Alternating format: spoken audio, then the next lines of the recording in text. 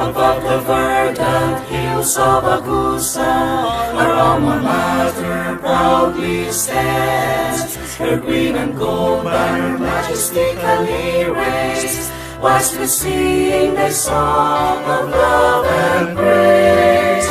Faithful sons and daughters we will be, sowing seeds of wisdom, strength, and integrity. With ever-burning fervor, for thee we strive forevermore. Hail ASSCAT, our alma mater dear. We pledge to thee our loyalty, so full of pride and sincerity. The youth you mold, their dreams unfold, thy name and honor we do behold. Hail ASSCAT, our alma mater dear. We pledge to thee our loyalty, so full of pride and sincerity. The youth you mold, their dreams unfold, thy name and honor we do behold.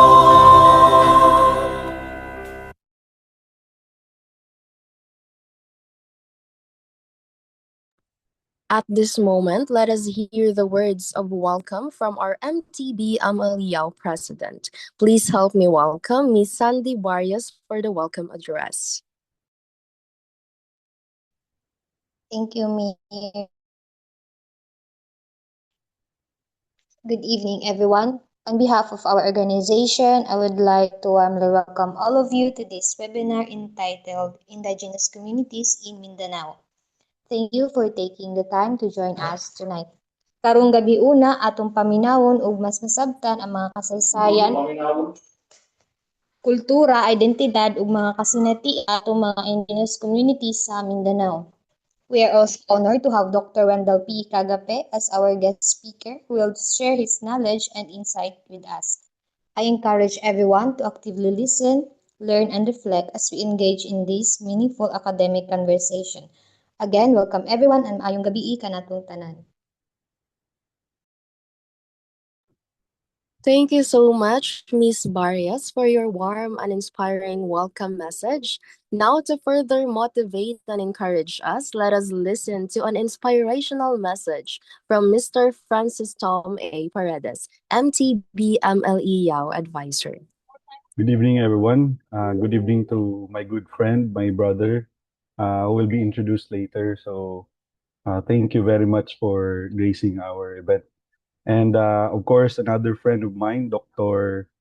Um, Ruela Parocho of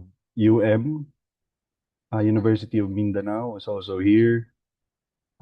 Thank you, Doc Parocho, Ruela. And as ADSU students, thank you very much. Good evening as well to the top management of ADSU, headed by President Joyce Capistrano, and our Dean in the College of Teacher Education, Dr. Cheryl T. Itop. Thank you for sharing the information regarding this event.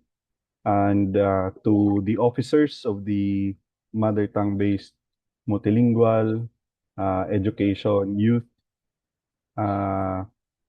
Association of ADSU. Thank you very much for taking the challenge to organize this webinar even in Saturday. I know that all of you are busy, but because we are also eager to learn, particularly with the inputs coming from our scholar who will be sharing his knowledge. So vital in our operation in the MTB Amaliao. And later on, we will learn a lot. One thing for sure, our resource speaker now will educate us about the indigenous communities in Mindanao, in the Philippines, and of course, his expertise during his dissertation with regards to Rohingyan experiences as well. And Please listen, lend your ears to our resource speaker. You will learn a lot from my good friend, Dr. Wenz, who will be introduced by the next speaker. Thank you, MC. Thank you so much, Sir Tom, for your words. And now it is time to introduce our distinguished guest speaker. To do the honor, let us welcome Miss Nimaya Mercado, MTB MLE Yao member. Good evening, everyone. It is a great honor to introduce our distinguished guest speaker, Mr. Wendell Glenn P. Kagapi. He is a published author, ethnographer, and scholar specializing in indigenous communities, cultural studies, and social research. He has conducted research on the Rohingya in Southeast Asia. He also contributed as an anthropologist in the Certificate of Ancestral Domain title applications of the Subanen ancestral domains in Lapuyan and Bayog. Mr. Kagapi earned his PhD in Southeast Asian Studies from Central Scholar University as a CHED Scholar with the highest academic distinction, and he is also currently pursuing another PhD in Indigenous Studies at the University of the Philippines, Baguio. We are honored to have him with us this evening and look forward to learning from his valuable knowledge and experiences. Once again, please help me welcome Mr. Wendell Glenn P. Kagapi.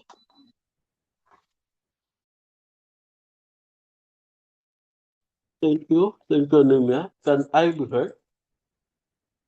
Yes, Doc. Yeah, thank you.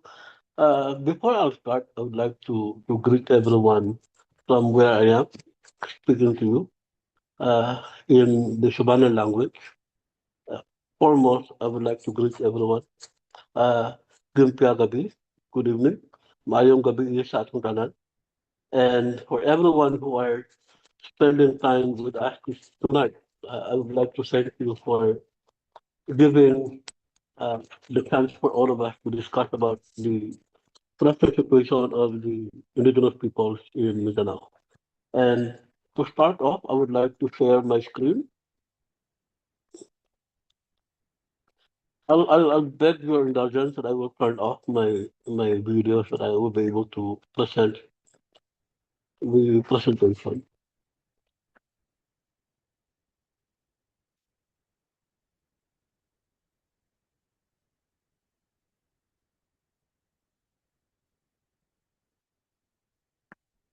Can the screen be seen? Can you see Yes, yes. the slide? Yes, sir. So the one that you saw is the entire slide or the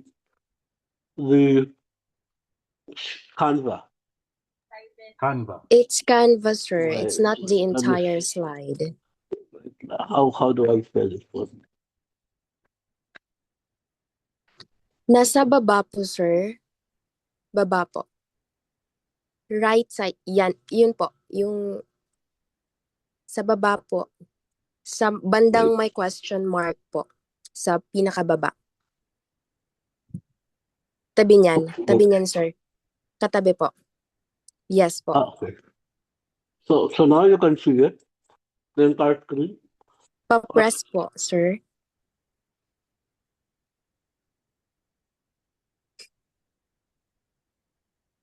Hindi pa rin po siya, sir, entire screen. Wait lang. Sorry. Yeah, yes po.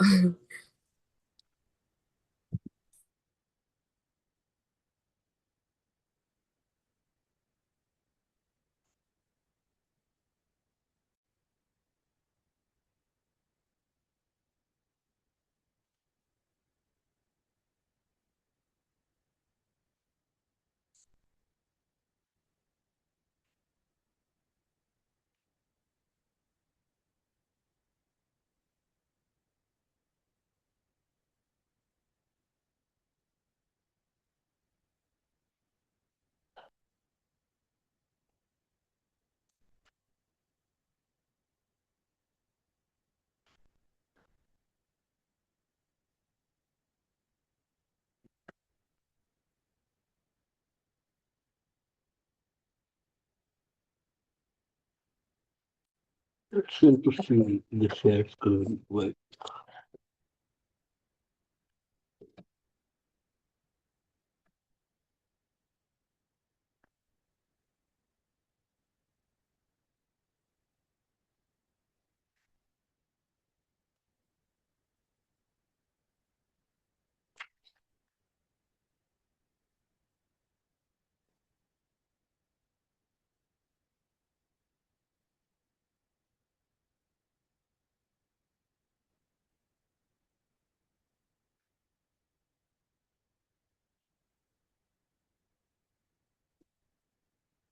Now can you see the screen already? Not yet. We can see the screen na po, sir. Pero hindi siya yung entire screen. Is that? Yes po. So still on Canva pa din. Canva pa rin po. How do I share this one? Yan, sir. This one? Okay. Yes po. Can you see it na? Hindi po. Moving na ba? Hindi pa. Hindi pa rin po, sir. Yung ano po ba, present sa taas po? It's there.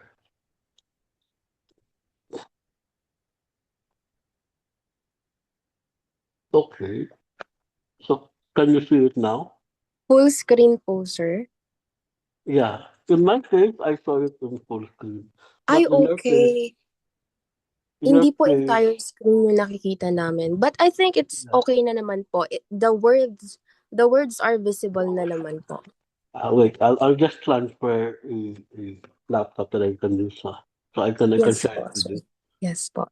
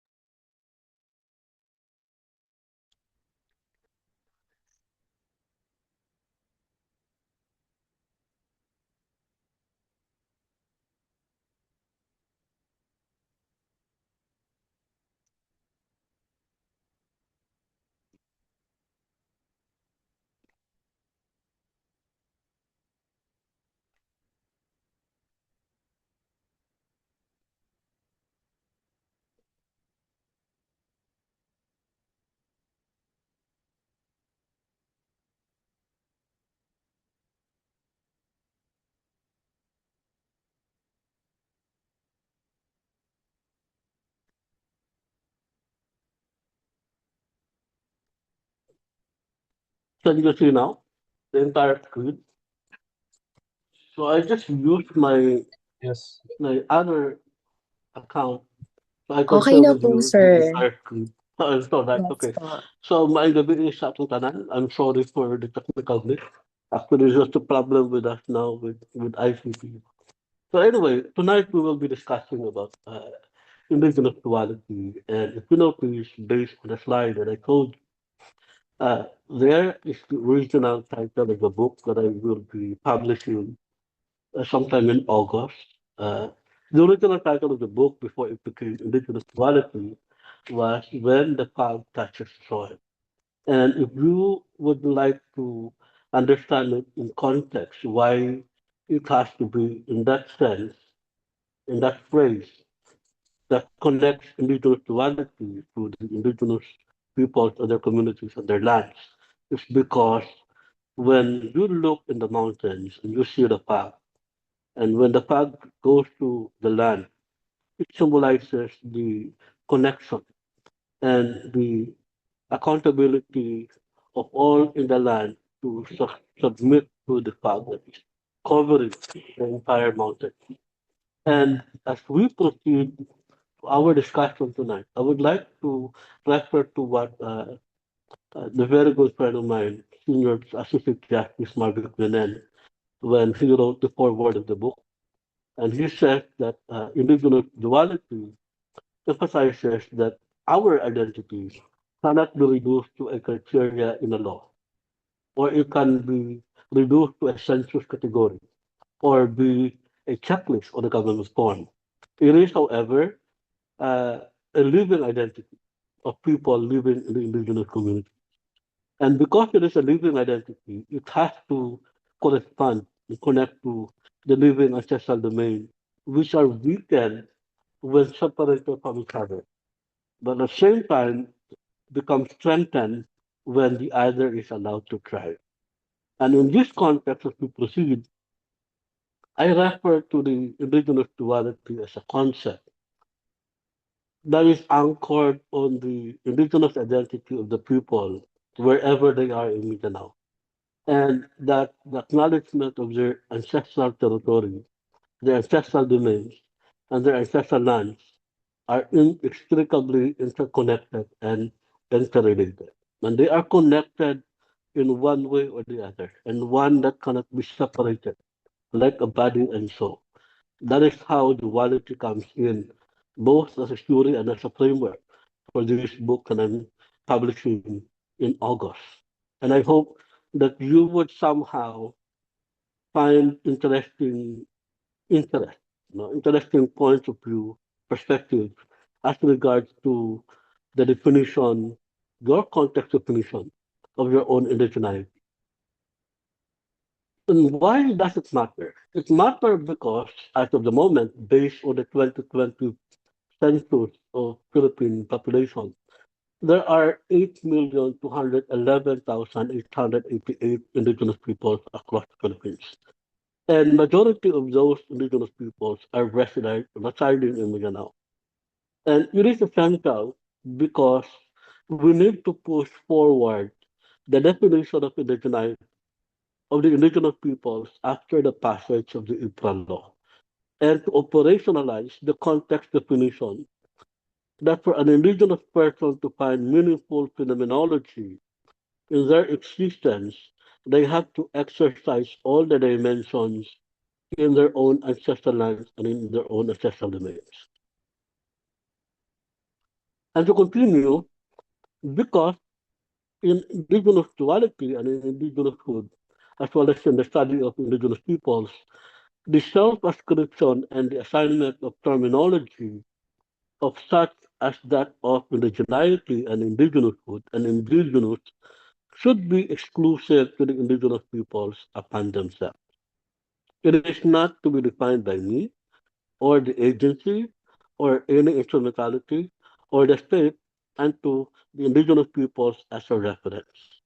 It is because the context definition of the term connotes the lived experiences of all indigenous peoples who struggle for recognition of their rights, those specifically identified already under the IPRA law, but yet not fully realized in many of our indigenous communities in the country as well as in Mindanao. And the qualification to be considered indigenous in the Philippines under the IPRA law are two. There are two qualifications. If you want to check whether these qualifications resonate to you, uh, one will have to answer the question of nganong nahimo man kang indigenous person? What made you an indigenous person? And the qualification under the IPRA is that when the makers and the crafters of the law back in 1996 and in 1997 introduced this indigenous law. We call that indigenous law. In the Philippine parlance, they already had a vision on the qualification for someone in the Philippines to be considered indigenous. Ang unang qualification is that the person shall self-ascribe to an indigenous identity. Yung self-ascription is a personal ascription.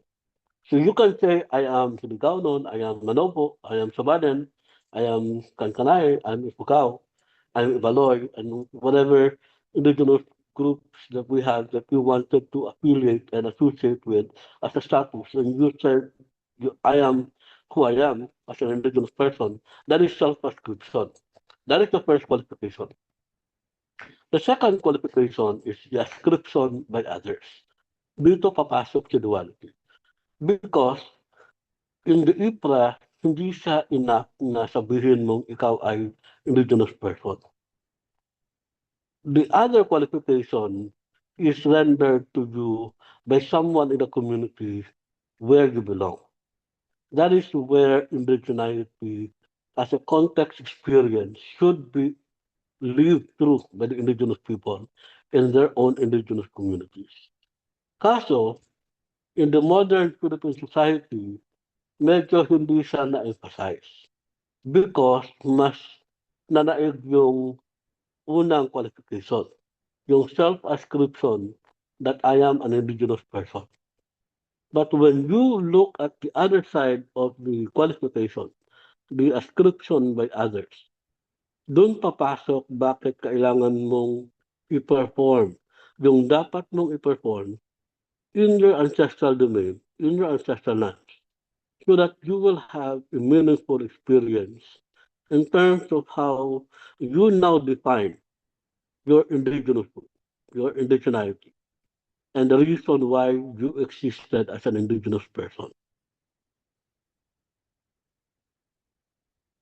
So ito yung framework na sinasabi ko din sa libro. No? This is a duality because indigenous identity has to work in the ancestral lands. So they have to work together so that everything, I call that dimension, every dimension that you have to do in your ancestral land will produce your own indigenous spirituality. Yung context ng indigenous spirituality is that kailangan mong i-exercise yon so that you will now also comply with the requirement of the IPRA law on your own definition of who the indigenous peoples are in the Philippines. Kasi yung indigenous spirituality will also be expanded based on the activities such as the dimensions that I said that you do in your ancestral land and in your ancestral domains. Ano yung mga dimensions na sinasabi ko? May mga dimensions, for example, language, rituals, ceremonies, funerary practices, birth practices, food preparation, dances, songs, poetry, epic, everything that you do that corresponds to your indigenous identity happens all the time and every time in your ancestral land. That is why in your ancestral land, most of the indigenous people all over the world will say that land is life, because that is where an indigenous person gathers understanding of their own worldview, not the worldview of the people who are non-indigenous but are dominating the narrative of our existence, but rather how indigenous peoples now navigate their own ancestral land so that they would be able to sustain their own worldview. And the worldview of the indigenous people is anchored on their own indigenous spirituality. So if you look back at IPRA, very ay realistic yung pag-identify ng IPRA dun sa kung sino ang indigenous people in the Philippines. Balik tayo doon sa sinasabi ni Justice Tunen. It cannot be only a checklist when you are asked of your ethnicity. Pag tinanong ka ng ethnicity mo, hindi lang sa yung i-check mo lang na Manobo ka, Bagobo ka, or Subanen ka, or Sama ka. So everything has to be within your lived experiences as an indigenous person. And in this duality, nag-expand siya based doon sa mga ginagawa mo sa ancestral lands mo. So if you don't have access to your land, for example, nawala na yung land mo, and your land, for example, is unavailable for you or your family, because probably in the long history of your family or your clan, na-dispossess nyo yung land nyo. So how would you now become uh, a person who tells the story of your family, of your clan, in relation to how you relate your existence to your ancestral lands kung wala kayong lupa? That is why essential na maintindihan natin na an indigenous person should and must always possess their own ancestral lands. Because when you do not have land, yung identity lang yung matira. Paano mo siya ngayon bubuhayin and isusustain yung identity na yun when you are unable to perform everything that you are supposed to be performing based on your ancestral lands na ginagawa ng mga ancestors ninyo because wala na kayong lupa. And because you do all of those things in another land kasi wala na kayong lupa, nawawala yung meaning, nawawala yung essence ng experiences ninyo. So, nako-constrict yung dual. Hindi siya nag-expand. So, pag sinasabi natin, paano ba i-measure yung indigeneity ng tao, ng indigenous person? For me, my understanding is that mas maganda yung nag-expand yung duality because you still do the things that your ancestors are doing in your own ancestral lands compared to someone na indigenous person by blood pero wala silang lupa and then they will now perform or memorialize all of those dimensions that I've said that are supposed to be done in their ancestral land, but in other spaces because they don't have the land anymore. So that is the difference of how the duality expands and the duality constricts in relation to how we understand indigeneity of the indigenous people. And the key framework of our indigenous duality is that number one, the characteristic of inseparability of the soul, which is your identity, and the body, which is your ancestral lives.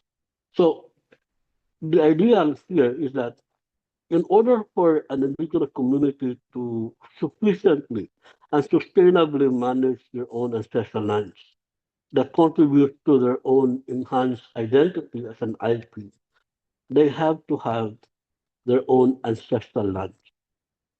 Hindi lang yung kiniklaim mo. Dapat, meron ka rin certificate of ancestral domain title. Meron ka rin certificate of ancestral domain lands. So that you now, in relation to your negotiation with the state, able to tell to the younger generation or to the coming generations after you na itong lupa na to, ipapa-legacy ko. Ito yung ito turn over ko sa younger generation who will be coming up after us. Yun yung context ng duality. Na kung mawala yung body, hindi na in essence makakapag-perform si soul nung dapat na i-perform dun sa lupa nila so that they would live harmoniously together.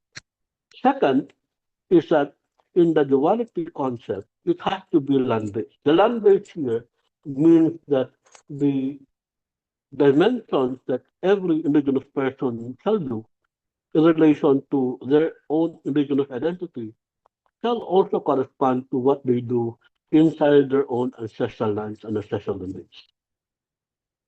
So hindi siya, kasi kung titignan mo rin, For example, if you have an IP person going abroad, nag-diaspora siya, and then because he is not able to exercise the dimension that they're supposed to be doing in their land, they somehow perform certain dances or wear indigenous clothing as a self-presentation to other communities beyond their own indigenous community. So, yung pag halimbawa, sumasayaw ka sa isang lugar na hindi naman sa Pilipinas or hindi naman sa Mindanao, where your ancestral land is located, it also affected how you feel performing all of those things because wala kang connection dun sa land where you stand on and perform all the dimensions that your ancestors have been doing. The third one is that the ability of the indigenous duality as a theory and as a framework to expand or to constrict defines the indigeneity of the indigenous community and the exercise of their indigenous rights. That is why when you ask people, paano ba yung indigeneity i-define? It has to be asked to an indigenous person because indigeneity is the, if you ask for the definition of indigeneity, it is in the state or the, the fact that you belong to an indigenous group. And that belonging corresponds to your ancestral lands. Because the belonging is not tokenistic, the belonging is not imagined, but rather the belonging should be a practice that you have still to do within your ancestral lands and within your ancestral domains. And the last part is that by understanding indigenous duality as both as a theory and a framework, it provides an indigenous person the pathways to decolonization. And it becomes now an opportunity to continue resisting and asserting for the self-determination of the indigenous peoples amidst all the inroads of colonization. Remember, if you already assimilated so much to how non-indigenous communities are thriving in a society, nakukuhanan yung indigeneity mo. Because the pull of the non-indigenous people and their societies on the indigenous people and their communities are very strong. And this has to be reappropriated by the indigenous people. The indigenous people and their communities should reappropriate the experience for them to be able to provide the context definition of decolonization in our post-colonial era of Philippine society as well as in Mindanao. So, how we define indigeneity? Again, balik tayo. The definition of indigeneity must foremost come from the indigenous peoples themselves. And it has to relate to their own ancestral lands and ancestral domain. Because by doing all of these dimensions inside your ancestral domain, you now contextualize your own vision of how you self-determine your own management of your ancestral domains. Because the word self-determination is not something that you get out of thin air. You get it because you somehow understood the essence of why you have to care for your land, why you have to take care of your ancestral lands. Because if no one is taking care of these lands that are passed down to your generation from your ancestors, who will? That is why when you ask for the meaning of indigeneity, itanong mo sa isang IP community or itanong mo sa isang IP person. Because they would have to tell you, based on their own experience, kung paano sila namuhay as an IP community and how that living in their ancestral lands helped them define and charter their own self-determination amidst all of these temptations, amidst all of these globalization, commercialization, and national development agenda that is coming into the ancestral domains. And there are threats to indigenous food. And the threats of indigenous foods among indigenous communities in Mindanao are very apparent. And one example of this is what I call discontinuity. And in discontinuity, the discontinuity happens when an IP person or an IP community is land dispossessed, or they are displaced, or there was a irreversible discontinuity of being an indigenous person. Isang aspect din yan, yung flow process ng pag-approve ng NCIP ng CADTE at saka yung CAD. Yung non-recognition of your indigenous people's structure, yung IPS, as the representative of the indigenous communities. The murder and killing of indigenous peoples in Mindanao, that is very apparent, hindi siya unusual sa atin because we see a lot of indigenous leaders who are killed because they claim their land, as well as the extractive industries happening inside the ancestral domains and ancestral lands of the indigenous people. And that 1 million there that you see on the screen represents that in Mindanao, there are 1 million hectares affected by mining in this island. And the biggest mining site in the entire Philippines is in Mindanao. And the biggest mining capital in the Philippines is in Calaga. And this is something that we have to wake up. We have to also confront, because all of these activities, all of these extractive developments happen inside the ancestral domains of the indigenous peoples. And now, before I will proceed, I would like to uh, go on a question and answer portion, if you like.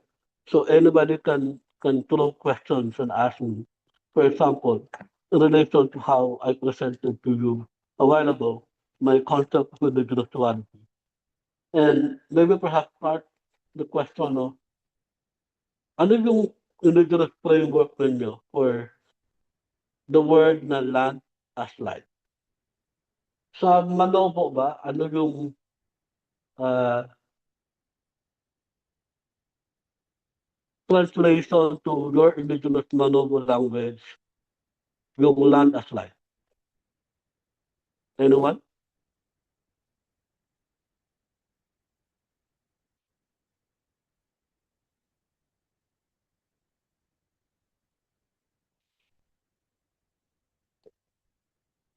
Meron who want to share? Ano yung term ninyo? Ano yung term ninyo for land as life? Sa Manobo, meron ba kayong exact translation? Kung sa Bisaya pa, ang yuta, kinabuhi. So, in Manobo, ano yung term ninyo?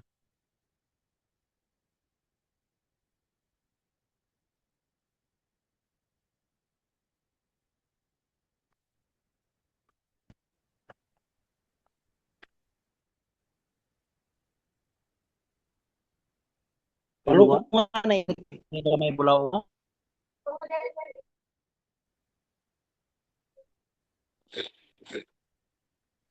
To anyone? You just become, ano sa yung term na? Ano yung term ninyo doon sa land as life? Hello, sir. This is Yes, Dulmatico po.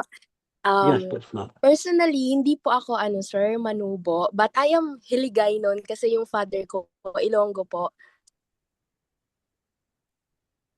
Then, yung term po na land as life sa amin, kung Ilonggo po siya, ang duta, amo ang kabuhi. Ang Yun po yun duta, sa amin. ang Kabuhi. kabuhi. Yes Yeah, po. that's very, very relative to how we understand land. Parang sa Bisaya din na ang yuta, kinabuhi. So, Ano yung experience niyo? Sino yung IP sa Zoom na? Who are IPs here? Sino yung who belong on IPC?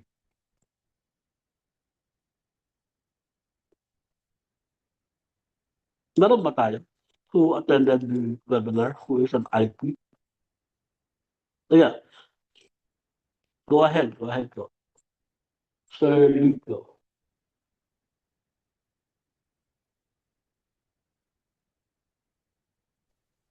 Good evening, sir. Ano po yung tanong?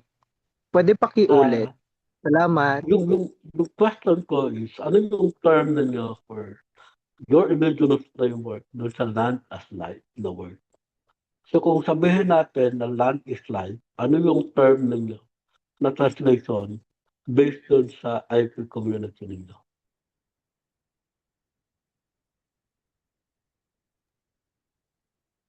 Personally, sir, hindi ko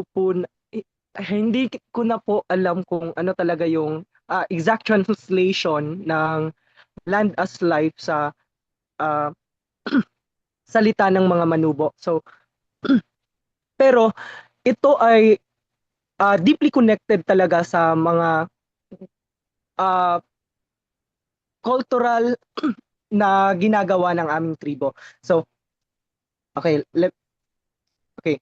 It is deeply connected with our culture since we as Manubo, we really render our lives with agriculture. Uh, our ancestors live in the mountainous areas of our province and in different places in Mindanao. So, Landa's life is a definition of our culture and the connection of our life as an indigenous people in Agusan del Sur. And it defines our future as indigenous people since land is our life. It provides all the resources that we need in order to thrive in this world. So uh, again, hindi ko na po talaga alam kung ano yung uh, specific translation ng land as life as to the Manubo indigenous language or dialect, but yes, it is deeply rooted with our culture and traditions since we as Manubo is really relying on agriculture and a lot of our ancestors live in the mountainous areas of Mindanao. So thank you, sir. Salamat, sir. Uh, I ask that because as indigenous people in Mindanao, we have to contextualize. We have to contextualize using our indigenous languages on how this word land is life or land as life means Yes, all sir. of us. Si Sir Jefferson, sir, go ahead. Uh, yes, sir. The greetings for the good evening of the Manubo is Madajo no Madukilom Iyutibo. Good evening, everyone. No, so the Manubo term of the land is our life. Sikan pasak iyakan kanami kinabuhi. That is That's the very Manubo nice, sir. term of the land is our life. Sikan pasak, pasak means land. Iyan kan kanami kinabuhi. So That's all, patuloy sir. tayo, Sir Jefferson. If, for example, salamat, Sir Jefferson. If, for example, an IP community loses possession of their land, it also affected how indigenous languages are being spoken by the indigenous community. So I asked the question, ano yung translation? Because sa Mindanao, and even in the Philippines, dahil sa mas mahabang advancement ng globalization and nationalization, somehow, nakakaligtaan natin i-understand na yung pag hindi paggamit dun sa indigenous languages also has a connection to the ancestral lands of the indigenous people. Yes, sir. Because kung titingnan natin halimbawa Sir Jefferson, uh, easier for all of us to say, ito yung translation. Pero if you ask the elders in your community, ano yung meaning nun? And they will tell you mas malalim na meaning. They will tell you mas malalim na story. Because there are deeper stories of your ancestral domain na nandun pa sa memory ng mga tribal elders. And Yes this po, sir. is what I mean when I say, ano yung framework? Kasi, pag sa atin, ako, I'm a non-indigenous person. Ang appreciation ko kasi, pag sasabihin na itong land as land, meron siyang karugtong na mga story. And these stories happen in the ancestral lands. That is why, doon sa duality na sinasabi ko kanina, importante na meron talagang lupa ang isang indigenous person or indigenous community. And that they continually possess, utilize, and manage their own ancestral lands. Because the land that we are talking to here represents the story and the memory of your ancestors who lived in your ancestral land. Sir Jefferson, Yes, sir.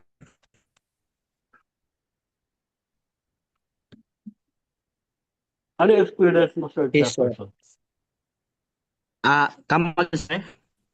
Ano yung experience mo sa Manobo na IT community?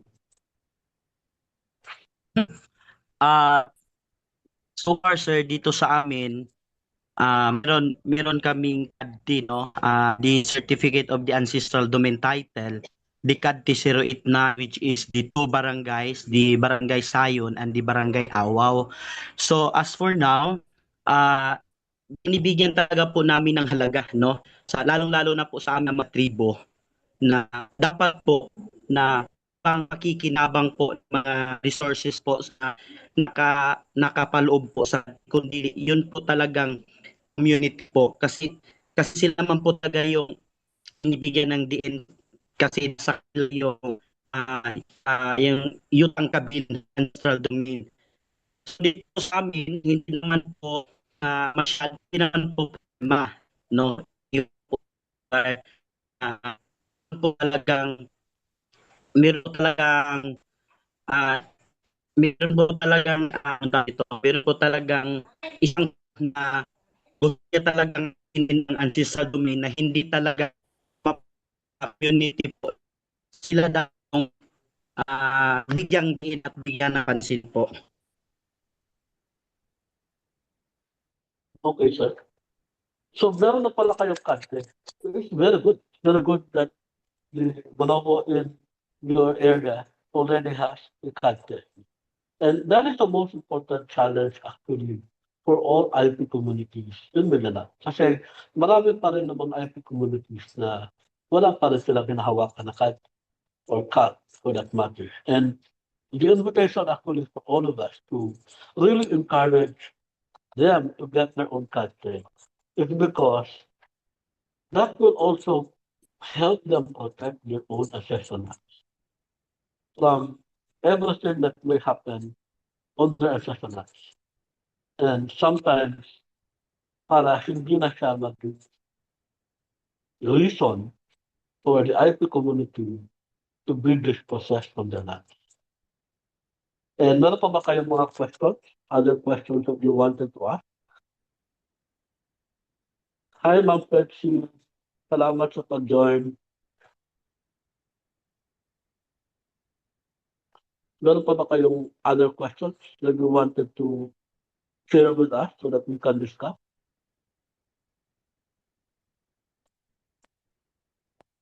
Mga pangutana ninyo, for example, like, is it understood yung concept ng indigenous duality na yung identity ng isang IP is linked, nakalink siya doon sa ancestors ng isang IP community. Si Sir Tom, do you have a question? Um,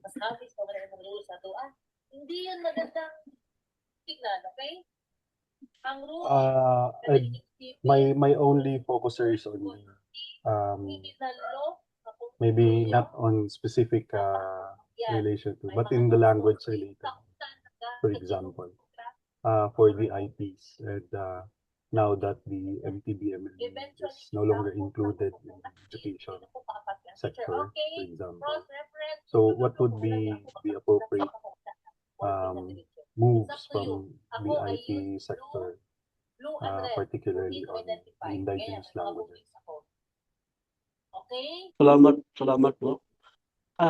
For me, actually, the important consideration for indigenous language revitalization in the Philippines and in the case of Mindanao IP community is that it has to emanate from the IP community in such a way that yung sinabi ko kanina, because the land that the IP community is living is also where you transmit indigenous languages.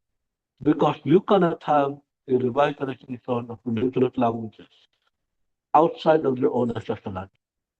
And ideally, the transfer of these indigenous languages should be from an IP mother to her child.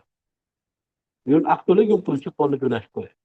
That is why, importante sa akin, for example, that all of the IP communities should initiate revitalization of their indigenous languages inside their own ancestral land, inside their own indigenous community, and inside their own indigenous homes, bahay nila, community nila, so that merong immediate mother-to-child transmission of indigenous language.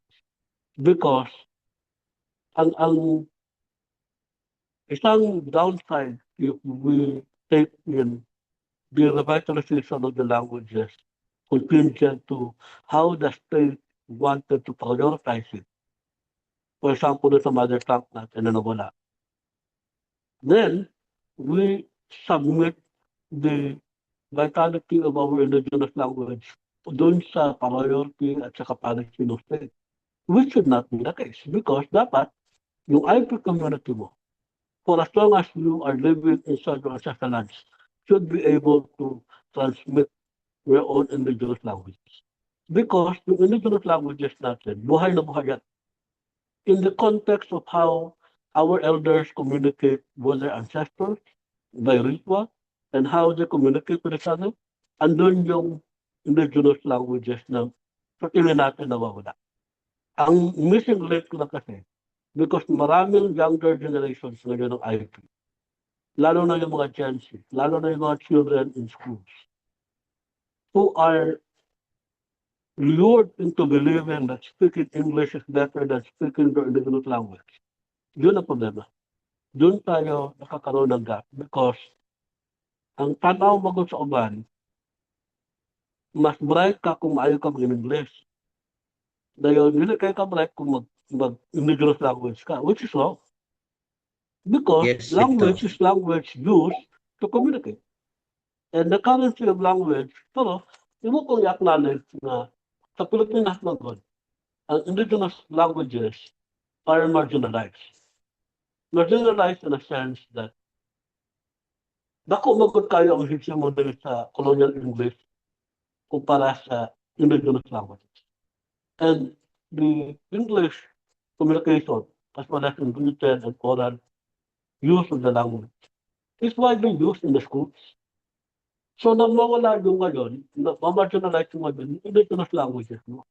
So ang nangyari, you only get to speak your own language when you talk to your mother. If your mother is an IP. Pero if your mother is not IP, and then the currency of your communication in your home is not in your indigenous language, doon din nakakaroon ng problema. And that is how we wanted to at least holistically approach the vitalization of indigenous language based on the ancestral lands of the indigenous people. Thank you, sir. Just a follow-up, another side of the context. Most of the time, the celebration, particularly for IP related, more on festivals, more on um, what do you call that, attires, etc. But with regards to fundings for um, language development, language strategic development for strategic planning for language development, and fundings for establishing language centers in provinces or LGUs, or even in indigenous sectors are not that much. So are there any movements from that you have documented here, or anything that in your research along the way been documented in relation to this kind of preparations? Well, actually, magandang question yun, bro, no? Because there is one example I can share with you.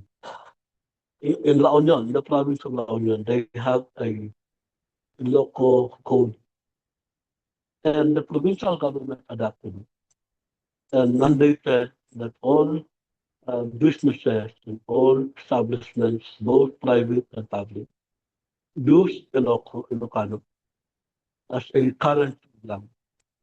And you can probably perhaps replicate that in Agusan, for example.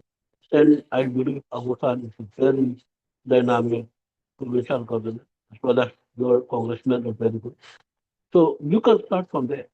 Because ang concept kasi ng indigenous language revitalization will have to also be contingent to how the Commission of Wikang Filipino prioritizes the revitalization of the indigenous language. So ngayon, kung concern natin the funding, actually the funding can be provided by the LGU. Some other funders can also be funds for revitalization of indigenous language. The most important thing is that meron siyang collective support yung LGU pagdating din sa how they legislate the revitalization of the language. But again, yung concept kasi for me, my preference is that when we talk about revitalizing indigenous languages, it has to emanate from indigenous communities themselves. So that they would now appreciate the value of the language that is in there. Kasi ngayon, yung languages na yun na sinasabi ko kanina, usahay, malimta na ito, gusto niya ang indigenous languages because, like I said, gusto maging kaayo, mas dominant ang English o ang Tagalog. Pag mag-istoryahan na ito, labi na sa lahat. And usually, and sadly, the assessment even, the assessment of universities and colleges is contingent to the English language. So yung facility of speaking the English language also indicates how you may perform in your classroom in the schools and in the university. No? Hindi pa tayo umabot sa point na may mga universities and schools who encourage indigenous languages as being both spoken and written forms as exercised by the indigenous people, beyond the reach of the mother tongue policy. Because we have to now capture the already spiraling tongue. And the only way I think that we can capture those concerns and issues should also be resolved within the indigenous community. Kasi, like I've said, the effective transmission of indigenous languages happens when a mother talks to her child in the indigenous language that they are accustomed to speaking and communicating.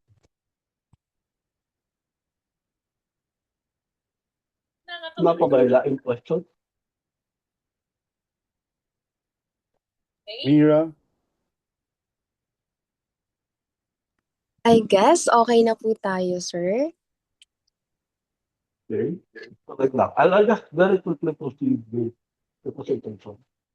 So this is the book that I'm sharing with you. So the colonial images of the Savannah Nation is the book that I am publishing, which will come out in July 2. And that talks about how I archive, research the uh, colonial history of the Savannah in my part of Mindanao. And if you, for example, is interested to get it, put it being sold hopefully by June 2 already, nasa ano, shop, sa Amazon. But the reason why I call also Savannah Nation is because in the colonial history of Mindanao, there are four nations identified. And Calaga is one nation. Lutao is another. Mindanao is one. And the last one is Savannah. And these are not made by me. This is made by the Spaniards, the Jesuits, Father Francisco Combe, who coined that there are four nations across Mindanao.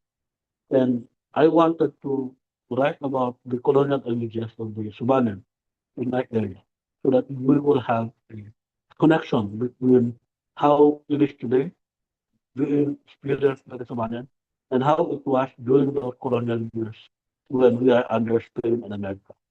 And the other one, which is coming out in August, is Indigenous Duality among the indigenous communities in Mindanao and the Philippines, which is being published by Springer. And it will actually now they are selling for universities so far to do pre-order for the book.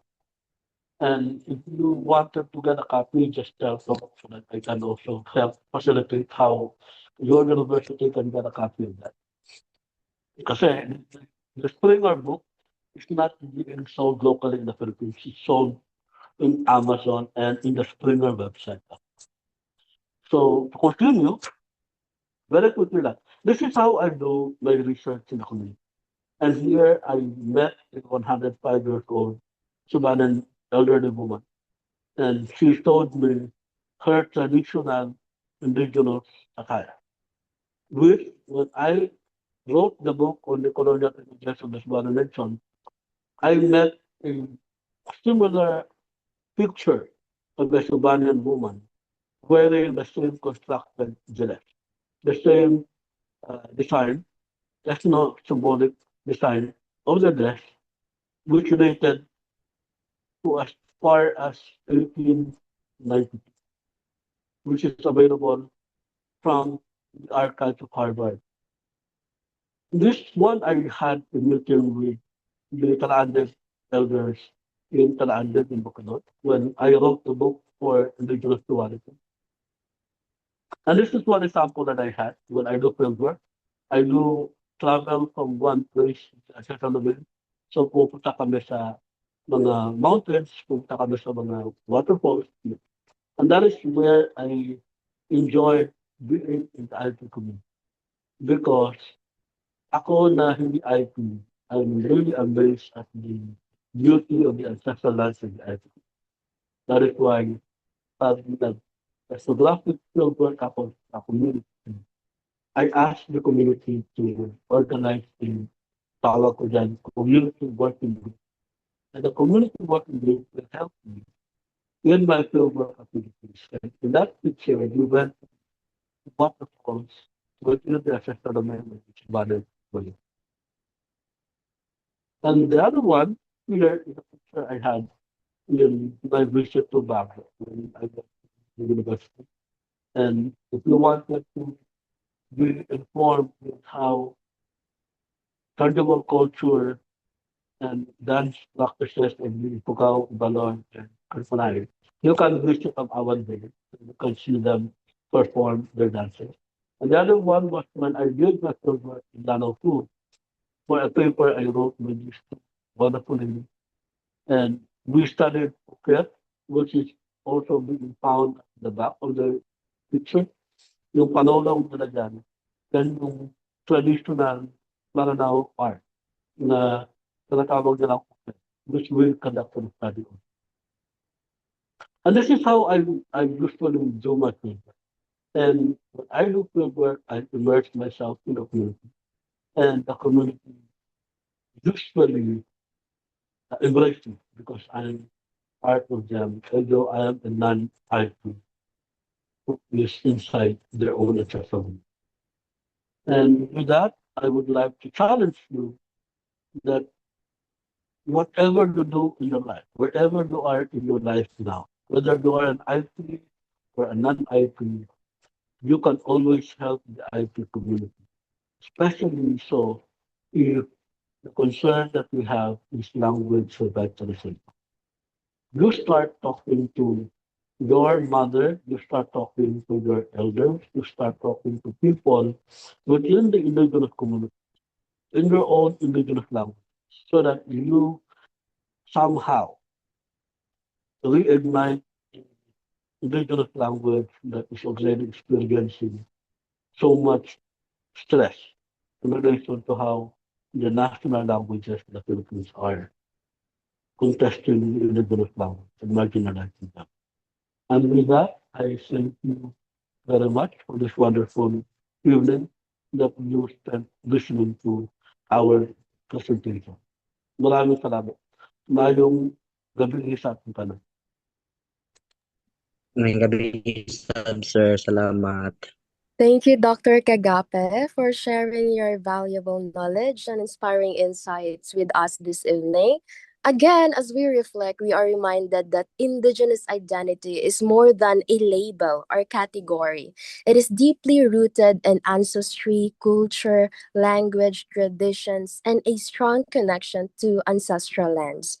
Understanding these connections allows us to better appreciate the richness of Indigenous communities and highlights the importance of preserving their heritage, knowledge, and identity for future generations.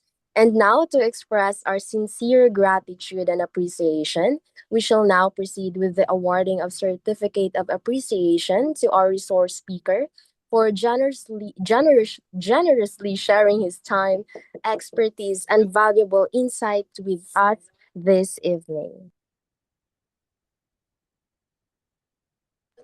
Let me read the citation. The certificate of appreciation is presented to Dr. Wendell Glenn P. Kagape in recognition of his valuable contributions, dedication, and commitment. Your effort and support are sincerely appreciated and have greatly contributed to our success. Signed by Ms. Sandy Barrios, MTB MLE Yao President, and Mr. Francis Tom A. Paredes, MTB MLE Yao Advisor.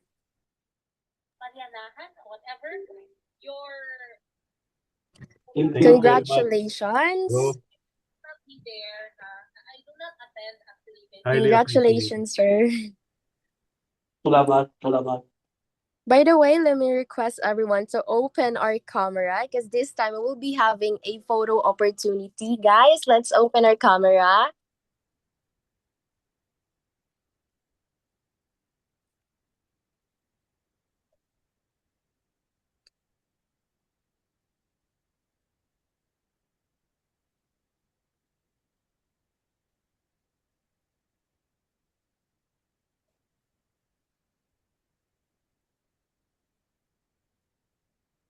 Okay na po, sir. Well, sinong kumukuha nun? 212. Ay, wala pa. Okay. Okay. Salamat. Thank you. Thank you. Before pala tayo umalis, I am requesting everyone to accomplish the attendance form for lagging out and the evaluation form in our chat box. Please Dr. be Ruela, reminded thank that you. yung lagging out attendance form will serve as the basis for the release of our e-certificates. Ay, Doc Wela. Salamat. Dr. Ruela of UM. Yes, I'm dito po. And thank you very much, Doc. Doc Ruela is an expert in Surigao language. Very nice, very nice. UM. Yan. We also have here si si Sir Ephraim at saka si Dr. Paramplong, nakita ko din kanina. Thank you, everyone. So I hope you can get a copy sa book. Later already released the link for the pre-order the book. Although, yun nga lang, medyo pricey lang siya compared to locally. I have already referred it to our library. Thank you. Salamat po. Then, nag-suggest na ako na i-appeal siya sa mga references. Yeah, yeah. Salamat. Thank you very much. Thank you. Salamat. Thank you sa tanan participant. See. Bye for now. Doc Wens. Hi. Salamat for the please.